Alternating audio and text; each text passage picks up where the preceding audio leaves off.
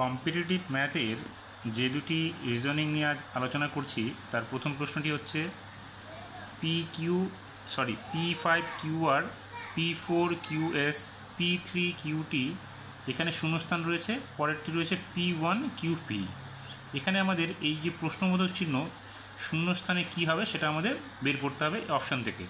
দেখো আমরা যদি খুব ভালো করে দেখি তাহলে এখানে দেখো P5, P4Q, P5Q, P4Q, P3Q, এই লাস্টে আছে P1Q। তার মানে এখানে 5, 4, 3 এখানে হবে 2, অর্থাৎ P2Q।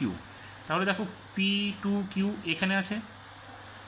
এবার আমরা যদি দেখি RST, তাহলে এখানে হবে U, তারপরে V, তাহলে U এখানে আছে দেখো। তাহলে প্রথম অপশানটা রয়েছিল PQW4, আমরা পেয়ে গেলাম এখানে P2QV, তাহলে উত্তরটা হবে আমাদের বি নাম্বারটা এখানকার জন্য।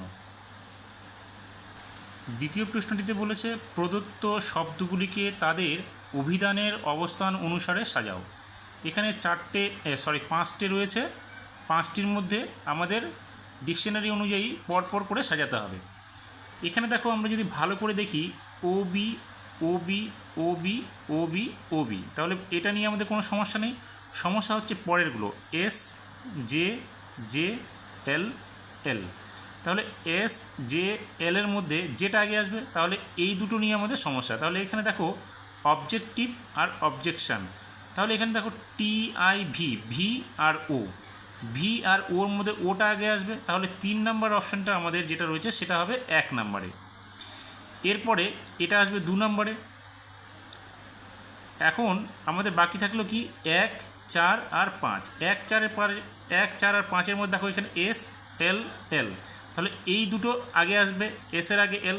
এবার LIGA, দেখো এখানে G, এখানে V, তাহলে G আর V এর মধ্যে জিটা আগে আসবে, তাহলে এটা হবে আমাদের কি 3 নম্বরে। তারপরে এটা হবে আমাদের 4 নম্বরে, আবার সব শেষেরটা হবে আমাদের 5 নম্বরে। তাহলে কি হলো আমাদের 1 নম্বরে কি আসলো 3, তারপরে 2, তারপরে 4, তারপরে 5, তারপরে 1। এখানে দেখো 3, 2, 4, 5, 1, 3, 2, 5, 4, 1, 3, 2, 5, 1, 4, 5, 2, 1, 3, 4। তাহলে আমরা কি পেলাম? আমরা পেলাম 3, 2, 4, 5, 1। তাহলে 3, 2, 4, 5, 1 অপশানটা হচ্ছে আমাদের A নাম্বার। সমাধানগুলো ভালো লাগলে অবশ্যই চ্যানেলটিকে সাবস্ক্রাইব করবে। যারা সাবস্ক্রাইব করেছো সকলকে ধন্যবাদ জানাই, এবং যারা নতুন তারা অবশ্যই চ্যানেলটিকে সাবস্ক্রাইব করবে এই ধরনের সমাধানগুলো পেতে, এবং বেল আইকনে গিয়ে অল নোটিফিকেশান ক্লিক করবে, তাহলে এই ধরনের সমাধানগুলো তোমরা অতি দ্রুত পেয়ে যাবে।